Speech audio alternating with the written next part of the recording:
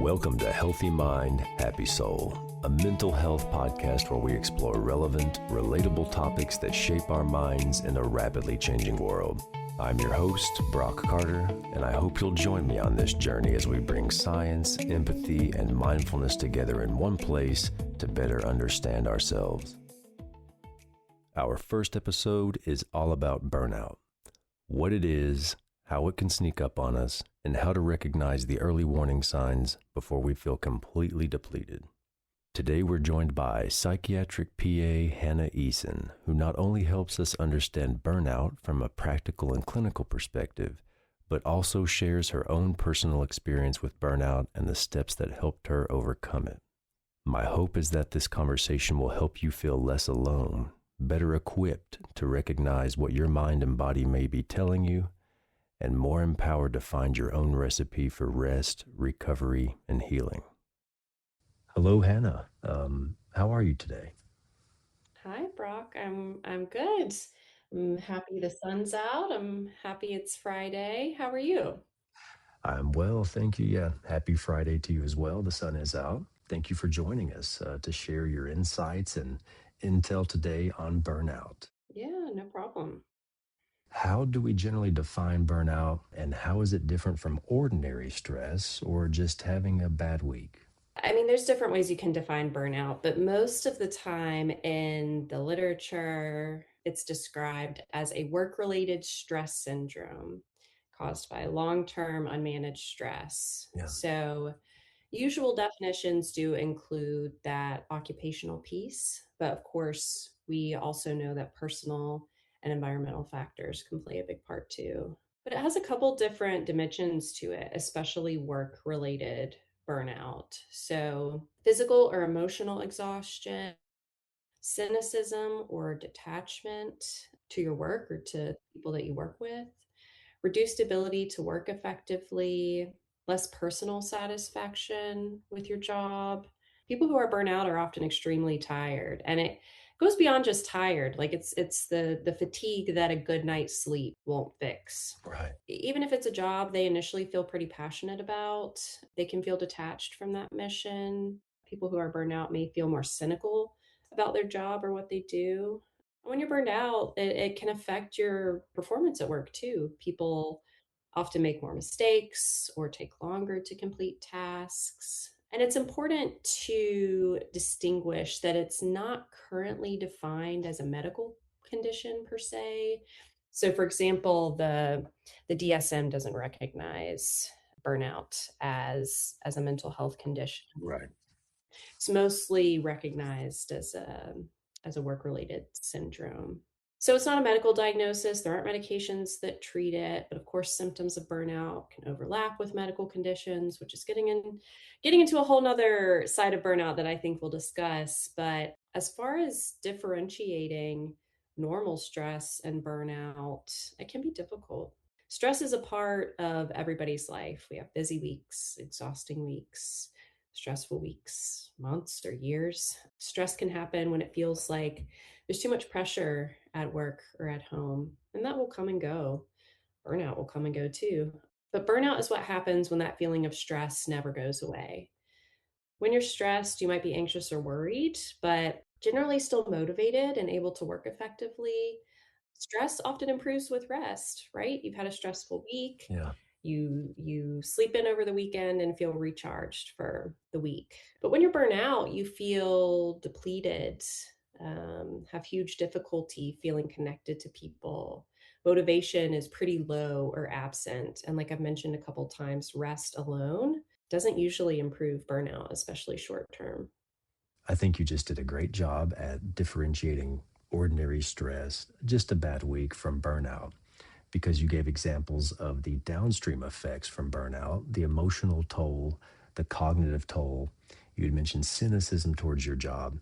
Even if you love what you do, I think that can sometimes make individuals feel guilty because you enjoy what you do. Maybe you have a sense of purpose, but during burnout, you can kind of lose sight of that. And I think that you had mentioned that too, that disconnection from people sometimes, that feeling. But these are all the ways we can feel when we're burned out. Are there smaller versions of these signs or symptoms are there other early warning signs of burnout that we can often miss until we realize we're already here? Burnout often builds up unnoticed, so it can be very insidious. People often don't realize they're burned out until they feel very thoroughly burned out.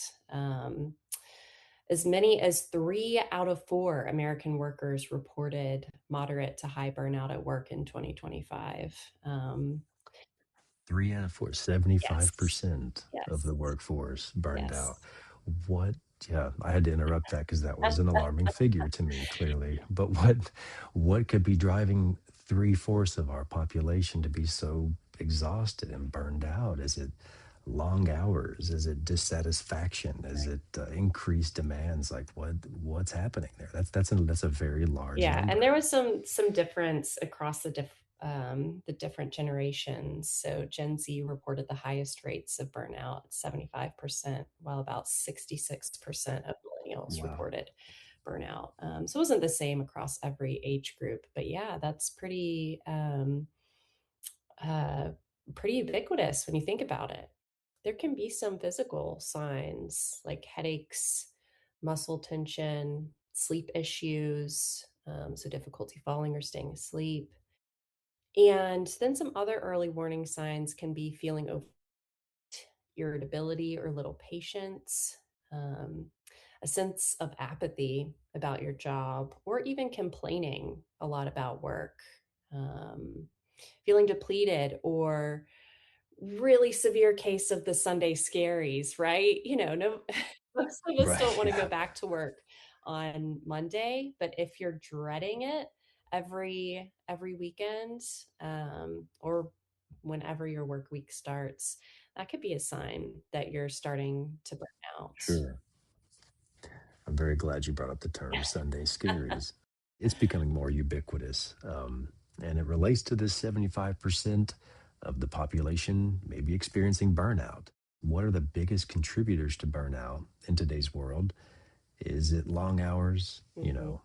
increased demands? Why are we all talking about the Sunday scaries and why this 75%? Yeah, so I think there are actually some studies on this, not necessarily as it pertains to today's world specifically, but I'll get to that in a moment. But as far as the biggest workplace contributors, there are really 6 key areas.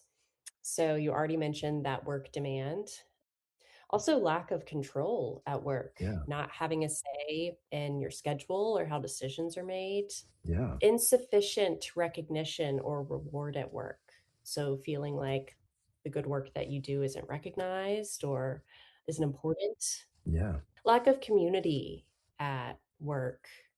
Lack of fairness with how people are treated or how decisions are made, or even conflict with values at work, how people are treated or how the decisions are made. Does that actually conflict with what's important to you? So those are the biggest workplace contributors that I think could apply to any time period. But as far as today's world, I mean, I think there are so many contributors. COVID was a huge one and still is. I know that there are many healthcare workers that still feel like they're recovering from the burnout they experienced, especially our frontline workers, our healthcare professionals in the ER. True. There's also a lot of increasing uncertainty in the world, I'll say. I mean, with global politics and US politics, there are wars happening. Housing and food costs continue to skyrocket while wages are stagnant or layoffs continue. I think also how much time we spend isolated, especially maybe those of us who work from home, how much time we spend looking at screens or our phones, that can interfere with our ability to have that community, right? If we're spending too much time on technology. But then also looking at screens is actually more cognitively demanding Yeah. than looking at a book or reading off of a piece of paper. Yeah. So I think all of these things could explain why we're seeing as many as 75% of people having experienced burnout. last year. With those 6 areas that you mentioned as contributing factors to burnout, work demand, lack of control, insufficient recognition, a lack of community or maybe collegiality, fairness in the workplace, or even conflict with values. It does make sense how more people in almost every aspect or any facet may experience one of those 6. Those are a lot of contributing factors. So I agree. Especially like you gave a great example with the pandemic and healthcare workers, the demands went up. There was a lot of lack of control there, right? Mhm. Maybe if you're traveling, you don't have the collegiality, the lack of community or support systems. Yeah. Or working from home. Yeah, or working from home, or maybe working in conditions where at that time it was high acuity, high volume, Yeah. and you may have an ethical conflict with that as a nurse who might say, I'm used to four patients, 6 patients, whatever it may be. True. But yeah, those are all great examples of driving factors. We brought up rest. I Mhm. think that's very important too, because if it's exhaustion and you're burned out, you need to rest. That makes sense. Mhm. But some people who experience burnout may feel guilty for slowing down, because, like we said, you could still enjoy what you do. And maybe you're feeling burnout and you're slowing down and you feel bad about that, or maybe like you're underperforming. And that can contribute to some depression symptoms, some stress. Maybe you feel bad about yourself. Mhm. Why is finding time to rest difficult for someone who's burned out when your natural instincts are, I'm exhausted, I need a little rest? It's time. Right. It's hard to find this time to rest. Why do you think that is? Yeah. So I think there are a lot of reasons. There is a study that shows type A personalities. So people who are very competitive, driven, motivated are actually more prone to burnout. And I think people with type A personalities, it can be very hard to slow down. It might feel like giving up to slow down. Maybe Yeah, they've never tried it. yeah, Or maybe slowing down causes its own form of distress because slowing down actually means more time with your thoughts, right?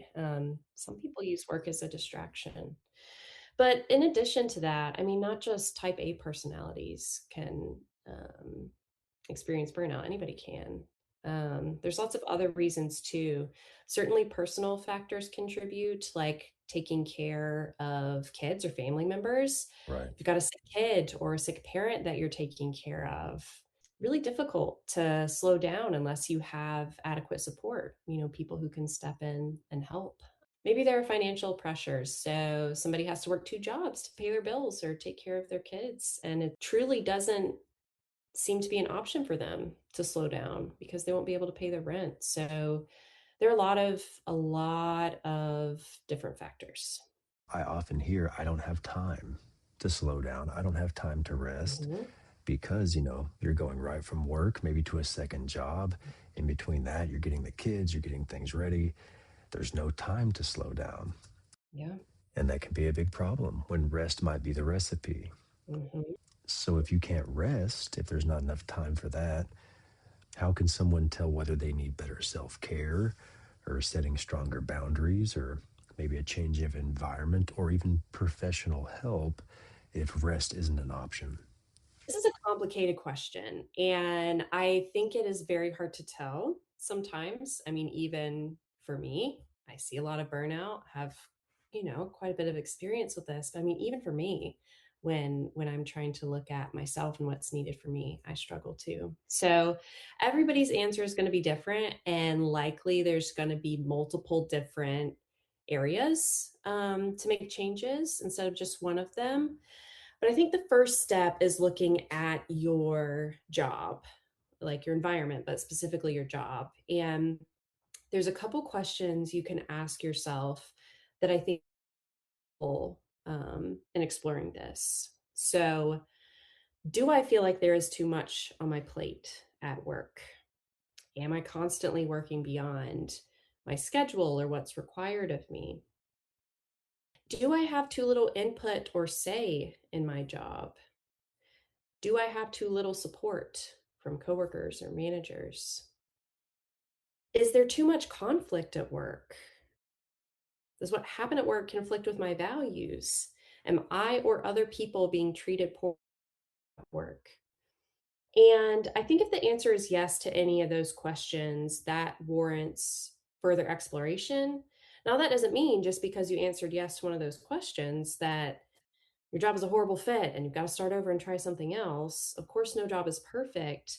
But if there are serious issues, like you're answering yes to a lot of those questions, it could mean that you either talk to your boss or HR about some changes, or it could mean that you seek a different environment or a better fit. Someone might fear going to HR or going to their employer, maybe out of showing weakness. Is there any potential that that could play a part? I've heard people express these things before. I certainly have. And I think those are usually environments where people need the most change because they don't Right. feel safe talking about the issues that they're having because it's either been communicated that it doesn't matter, or they've seen others suffer consequences of speaking up. So I think that is a warning sign in and of itself. Finding what resources you have, Hmm. setting boundaries, Hmm. asking yourself these questions, lists of pros and cons, Hmm. um, making small changes for better self-care routines. Because just like you said, it's not going to be a specific recipe for everybody, Hmm. because your burnout is not going to match somebody else's burnout. Yeah. So, as far as self care goes, self care is always important. And I think, again, there's a couple questions you can ask yourself to start exploring this. Question number one: do I feel rested? What do I do to take care of myself? And then, furthermore, what does taking care of myself actually mean to me? Is that something I've thought about before? What do I do that fills my cup rather than drains my energy? Do I spend any of my day relaxing or being present? So, not reading, not watching, not scrolling on your phone, just being. Am I spending my time in ways that don't align with what I want or what I value? So, for example, am I spending too much time on social media? Am I spending too much time watching TV, etc.? I think those answers can give you some insight into how better to care for yourself, or at least even start thinking about these things. I mean, if you've been working for a long time, it might be a while since you've thought about these things, if ever. If you're not resting enough, that's a really good place to start. It's recommended to get at least 7 hours of sleep per night. Some people may do fine with less, some people need more, but a wind down routine of at least 30 minutes doing something relaxing before bed and then planning to try and sleep for 7+ hours can improve your mental and physical health. But like I said earlier, rest alone usually isn't enough to help with burnout. Something else to think about is that mindfulness has a lot of evidence for stress reduction. So, stress, or even severe stress, will come and go in our lives. Mindfulness teaches us how to be present with what is and can often cultivate wisdom about ourselves or a situation to know what's needed. Mindfulness is just paying attention on purpose if we're going to try to boil it down and simplify it. The more you observe yourself, your surroundings, the more wisdom and clarity you can get sometimes. Yeah. Mindfulness also teaches that there's always room to breathe and be just as you are.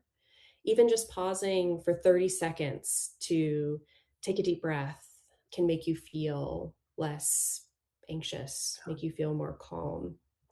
If you do want to get started with deep breathing or mindfulness, something that's really simple and accessible to most people is 4-7-8 breathing. Yeah. So that's breathing in for 4 seconds, holding your breath for 7, and breathing out for 8. If that feels too long, you just cut all of that in half. The most important thing is that you're exhaling twice as long as you're inhaling. And that's a signal to your brain and your body that you're safe and it's okay to relax. Yeah. So those are some places to start with self-care if you don't know where to start. If you are constantly saying yes to everything that's asked of you or pushing yourself past your limits, it's a good idea to look at your boundaries or start setting them. This can feel overwhelming, but even small changes can go a long way. For example, turning off work notifications after 6 p.m. or scheduling do not disturb on your phone for 2 hours every night. Any small change can lead to big change over time. And I think on that same vein, something I see frequently overlooked by my patients who are burned out is the importance of taking breaks throughout your day. If you are feeling burned out and you are not taking breaks throughout your day, that's the first place to start if possible. People may feel like they can't take a break because there's too much to do, or maybe your workplace doesn't allow breaks, which is problematic. But studies have shown that even short micro breaks, no longer than 10 minutes, can have a positive effect on well being or energy. But coming back to your point, Brock, about people may not have enough time, and I hear that, and I have certainly felt that. But we all have 5 or 10 minutes that we can start with, right? So a good place to start with taking breaks, especially if you work from home or at a computer all day, is to set a lunch break. A lot of folks who work from home over time kind of start forgoing a lunch break without Yeah, even realizing until I talk to them. It could be 30 minutes to start, but 30 minutes where you actually leave your workstation, you stay away from screens, you eat, maybe you go outside, maybe you take a quick walk. But I also recommend micro breaks of 5 to 10 minutes at least once in the morning and at least once in the afternoon, if not more over time. But those are really good places to start with taking breaks. I used to see patients for 6 hours straight, no breaks, in wow. order to get in order to get through my day faster. I was in total control of my schedule, so this is something that I did to myself, and I really started to realize over time that that was not sustainable for me. But I kept comparing myself to other people, seeing other people Yeah, could work, much longer hours. I see patients virtually as you do too, Brock, and yeah, sitting at a computer all day really takes it out of me. So now I see patients in chunks for no longer than 3 hours without taking a break. And yeah, there are definitely colleagues of mine out there who can really power through it and work for much longer. And it's just not me. sure. And that's something I've had to learn to accept. But as far as signs that somebody might need professional help for burnout, I mean, one, I think anybody experiencing burnout could benefit from talking to a therapist, especially if you're having trouble navigating on how to make changes. But serious signs that professional help is needed include persistent feelings of hopelessness, persistent insomnia, anxiety, thoughts of suicide, or relying on drugs and alcohol to cope with your stress. All valid reasons to go seek professional help, because those could all be signs that it's something bigger. Hmm. And thank you very much for sharing your personal experience with you running into some burnout, finding some personal challenges and boundaries, and then Hmm. finding maybe a way to fix that. And if you don't mind me asking, did your formula work for you in reducing overall stress and burnout? Did the recipe work? It Yes, it has. It has. I think it's something I am constantly evaluating because I also have another job. I also own a business, and Yeah, so trying to balance all of that with my personal life can be difficult. So yeah, yes, it has helped, but I think that just goes to show that this is something that you should kind of constantly be, or not constantly, but frequently evaluating, especially if you felt burned out before. Then maybe it's easier to recognize those signs and start making another change. we did talk about how it's case by case, person to person. Burnout will shift given Mhm. its underlying cause or your work demands. You found a Mhm. recipe that worked for you, and that's awesome. And it's up to others to maybe use these questions you provided that were very thoughtful, very mindful questions that offer an opportunity for self-reflection. That's a very good start. I think you framed that perfectly. Do a self-evaluation. Ask yourself those questions. Those are those first steps you can take. And if things keep going despite changes, maybe seek professional help because it could be something bigger. Mhm. And as the framework for our diagnostic system evolves and changes on its own, there will be better definitions for these things, but it doesn't change our symptoms, right? And the things we experience, and the fact that if they're too burdensome, we probably need some help. Yeah. For someone listening right now who feels exhausted, numb, or maybe stuck, what would you want them to hear first if they came to you?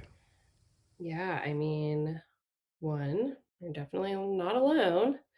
Um, two, admitting that something is not working is not the same as giving up. Yeah, And then three, small changes can have huge impacts. And I think those are the three things I would want somebody to hear first. I agree. I think it shows strength to identify where you might be falling behind a bit and you Mhm, might need to set some boundaries. And mhm, that shows good self care. You're a good evaluator of your own best interest. You're trying to make change. And I think that's always positive. So, mhm. very, very well said. Thank you for joining us. It's been awesome having you here and hearing your insights into burnout. And I'm glad you found a recipe to cure your own burnout. And for those listening, I hope you find your own recipe as well. Thank you, Brock. It was a pleasure speaking with you today. Absolutely. I hope we hear from you again in the future, for Yeah. sure. A huge thank you to Hannah Eason for joining us today and sharing both her insight and her personal experience so openly. If there's one thing to take away from this conversation, it's that burnout is not a personal failure. It's often a signal that something in our life, workload, environment, or expectations needs attention. Hannah's story reminds us that recovery is possible, but it often starts with honesty and learning what kind of rest we truly need. I hope this episode helped you feel seen, encouraged, and a little more prepared to care for yourself when burnout starts to show up. Thank you for listening to our first episode of Healthy Mind, Happy Soul, a mental health podcast brought to you and produced by Animo Sano Psychiatry, a behavioral health practice based in North Carolina. Until next time, take care of your mind and your soul will follow.